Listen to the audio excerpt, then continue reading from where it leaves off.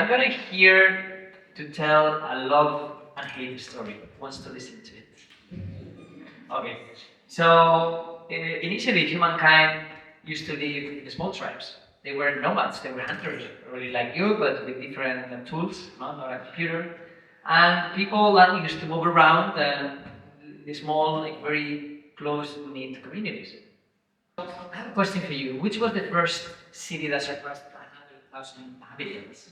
Does anybody know in history? Any guess? Hello. Babylon? So what I get is Alexandria. Also, there was like very close with Babylon. So that was the time now when like it really surpassed the limit that was unknown. Cities started to grow, now that started to work, technology, not different progress, and there was living like surpassing 1 million people, which was the first city doing that. I guess? Rome. Beautiful, mini point, right? And then that again, like cities continue growing, attract even more and more and more in recent times. And which was the first town of 10 million people?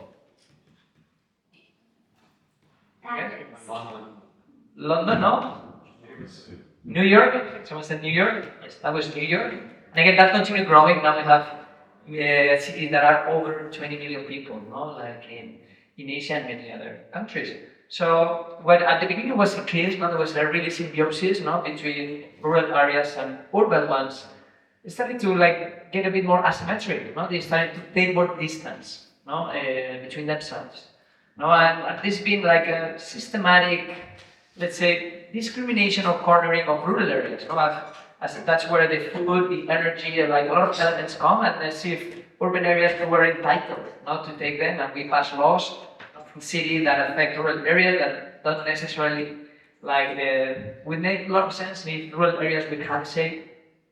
And that is bringing like a lot of instability and many challenges. Like again, we're challenging the food system, like the energy system. Like that all is coming from rural areas, and when rural areas are being depopulated, when people are fleeing from them, then we have less talent, we have less support, and when we concentrate in urban areas, that is also bringing another type of challenges, like challenges around well-being, around mental health. We are very densely populated, and paradoxically, I would say, more isolated. And then this polarization is bringing also social challenges, and we're seeing with politics, how we resemble more with urban people that live in other countries rather than the rural people living in our own. And of course, climate change is being amplified by the interference of urban-rural gaps. For example, like 80% of fires happening in Spain is happening in places that are depopulated, like the men, like let's say humans, we have been taking care of nature as well. And by us not being there, is also bringing like other challenges. So what was a love story, like turning more into a hate, like we stopped like having that exposure to rural areas. We stopped having also maybe like friends that come from rural areas, and we see it as more like a theme park many times for urban people. And do you know who is the European winner of this urban-rural gap, where this is most dramatic? What is the top of the iceberg? Spain. Yes, we are the winners of that. Not only siesta and not only like having parties, but yes, we have a huge urban-rural gap. And I want you to show you this. So the more wide it is, it means that it is the more depopulated. So don't take into account like not the far right, because that's not taken into account. But you can see where the Alps are, you can see where highlands are, lands. Then like people talk about Italy and France as being pretty dramatic. I'm sorry, but the real drama that's in Spain.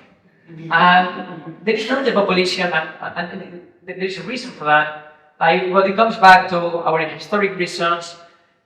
Also, like closer to the coast, there is no depopulation problem. Everybody loves the coast. That's also why Italy, like it's in a better shape than Spain.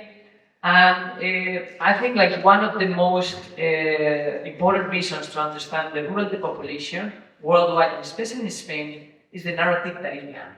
Okay, and because I feel like a very trusting environment and people that I've been meeting this week, I'm going to admit that I've been suffering from an addiction since I'm very young, which is social validation. I grew up with the narrative that success was in big cities. And that's how I went to live to places like San Francisco, Lima, Mexico City, Bangkok. And there was a time where it was like, no, actually the absolute freedom, the absolute success is to work from anywhere. That's when I learned the nomadism when I was 2012. Well, no, when I was 2012. Thank you for being this. So I was like, okay, working from anywhere, that's the absolute like ultimate goal in life, like to be absolutely free, absolutely detached. No? And it was twice that I had to renew the passport because I was changing countries every week and I didn't have more place for more stamps. And at the same time, while that was so expanding, I learned that my body loves dancing, something I didn't know like growing up in the Basque country, in a very conservative environment. I learned that I have a really high spiritual connection. I learned that in Southeast Asia. In the US, I learned that there's a real fire that is inside me that wants to share and create with the world. And in the meantime, I also realized that I was feeling like I was not feeling the ground below my feet. I was feeling I had like all this expansion, but everything was a bit ephemeral, like a bit like not. I feel like rootless. Like my branches were like growing, but I didn't feel like my roots were strong. So at that time, my last grandma, Angeles, she passed away after a chocolate con churros with her friends, 102 years old, in Puerto Village. And we went to bury her in the village of my grandpa. And people we did not know, they left and they were very young, welcomed us with hugs, accompanied us at the funeral, in the burial, and invited us to their houses to try their food. And it totally transformed that sadness into pure celebration. And that day I said, most human lessons have come from humble people in rural areas. And after living in cities like San Francisco, I really wanted more of that and less of the innovation that I had. I really wanted roots. So that's when I started to realize that, whoa, rural areas have a big dramatic problem in Spain. And I was seeing that there were more people like me, like looking for something else, no? Like this post-nomadic or end of nomadic world, no? That while I was living in visiting places, I was saying that I could have avocado toast in Myanmar, in Tulum, in Bali, and sometimes it was not easy to connect with the heart of cultures or places, no? And to connect with the local people. So it's like, wait, I'm starting to feel like attracted to the opposite, no? Sometimes it happens not in love, no? That we look for what we are missing, no? And the urban roadmap is becoming so high that now we start to get a bit envy, no? Of like people like doing it with hands, having that regularity of relationships, that depth, having nature in the back door. Like, okay, what if like no? Now that's the moment for me and I can connect with the true human heart that lives in rural areas. No? That is really dying. Half of villages in Spain, out of the 8,000 that we have, are at risk of disappearing. So it's like, okay, can there be love here between like people that are looking to connect with that side of cultures to like rural areas that are dying, that many of them don't want to welcome people. I have to say that also here. But many of them want to reimagine the future. So it's true, and I was talking with someone right now about seasonality, no? Like you go in holidays to any rural area in the world, and there's like hundreds of people. But then when you go in off-season, that's when you see that it has no life, no? Like businesses are closed, there's no activity. So what if like now people left for better opportunities and for success? What if now with remote work, we can make it easy for people to come back and try how is to live in rural areas? And that was the thesis, and that's how we founded our nonprofit. We're a nonprofit organization.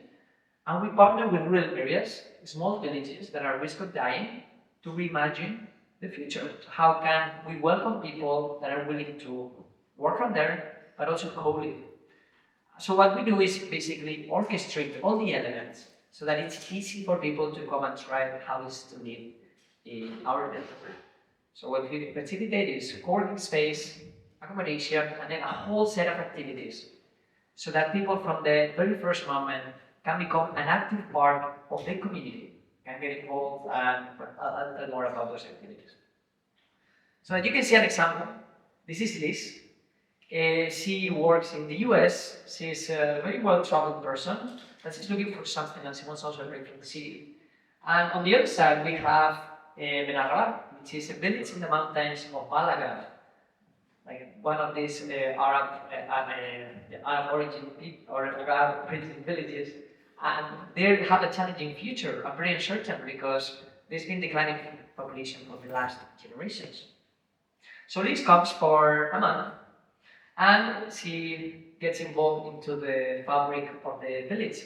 She goes and paints with grandmas, cooks with them, hang out, we do picnic, we work from the co-working space.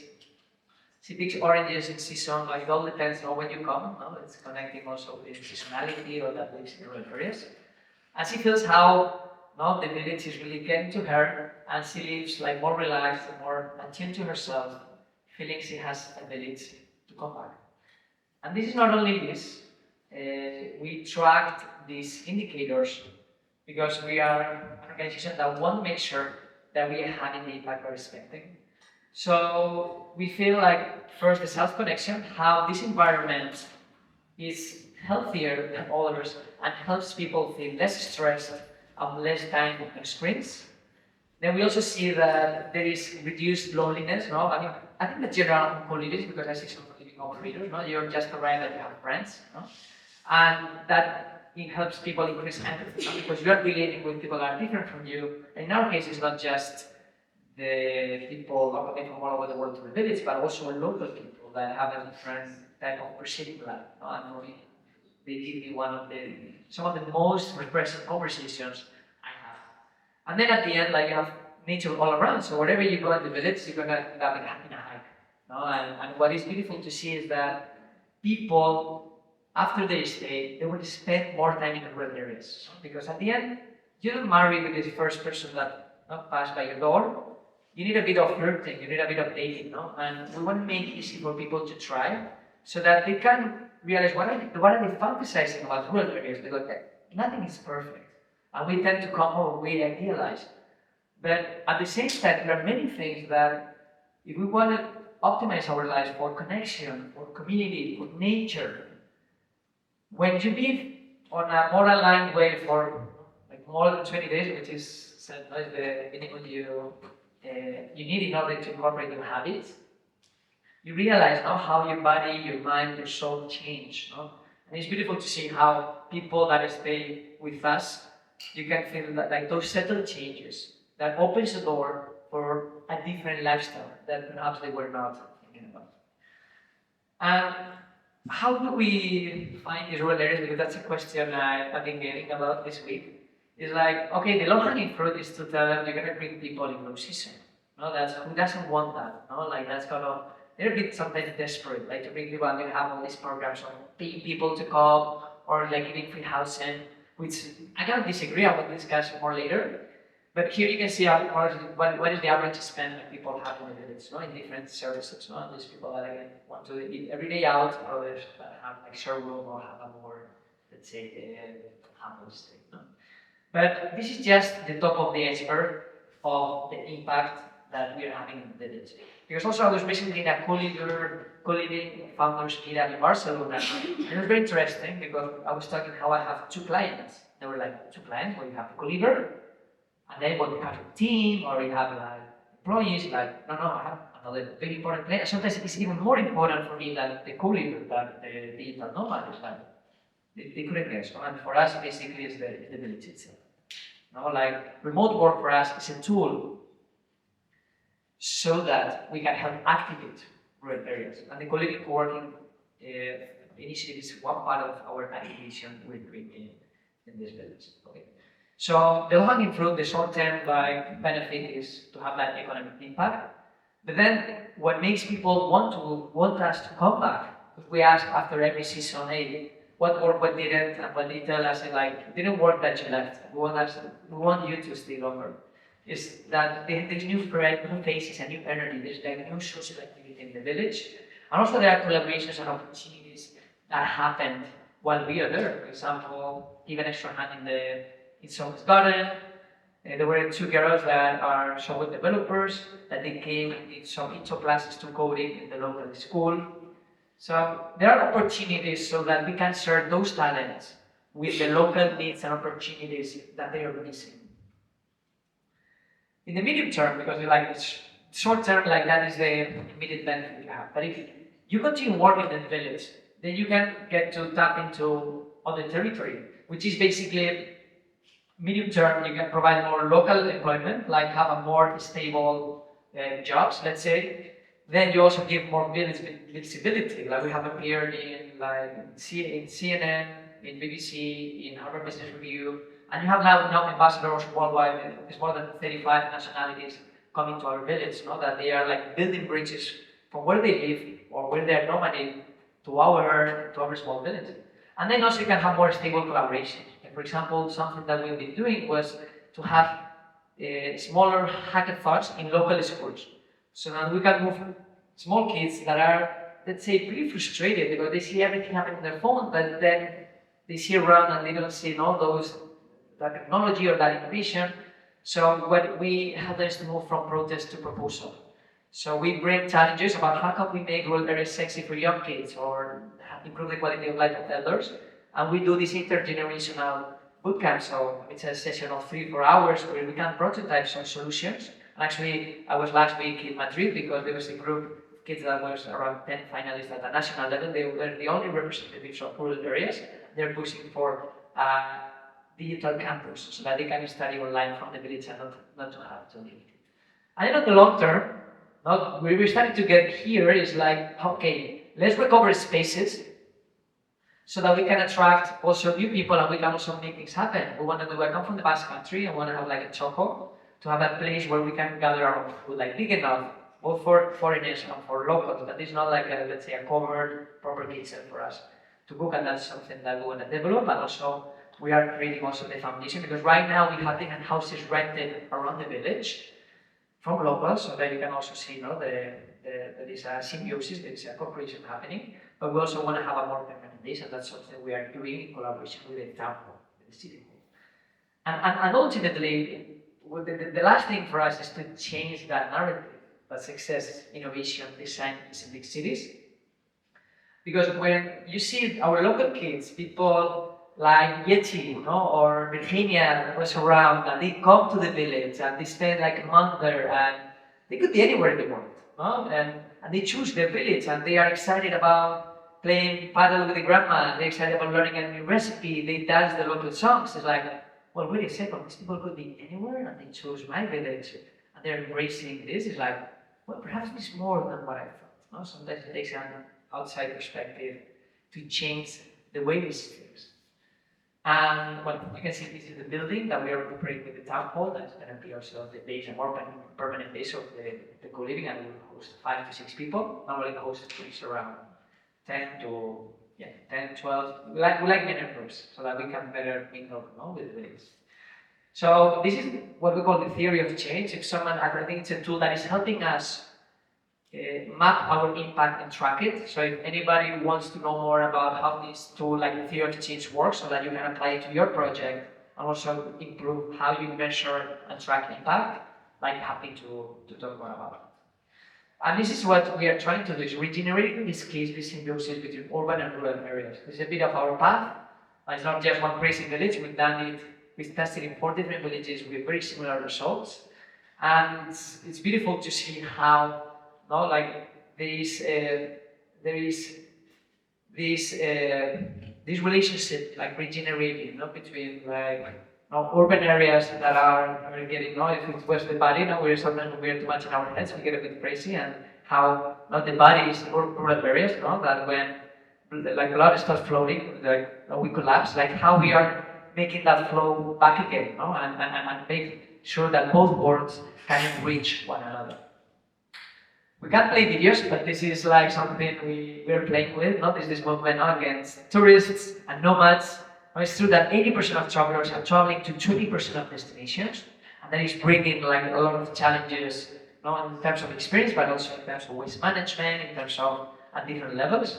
And we're playing on that idea like, hey, don't go home, or yes, go home, but to our program. Here we have lovely people that are really curious about you and want to welcome you. And probably yet you recognize some of them. They continue asking me about you. There's this Korean girl that was on camera the whole time. And actually, this is a great example of, because people sometimes ask me if you really need to speak Spanish to connect with the village. But actually, there's no better place to speak a language because they don't speak much English and they are super patient and eager to interact.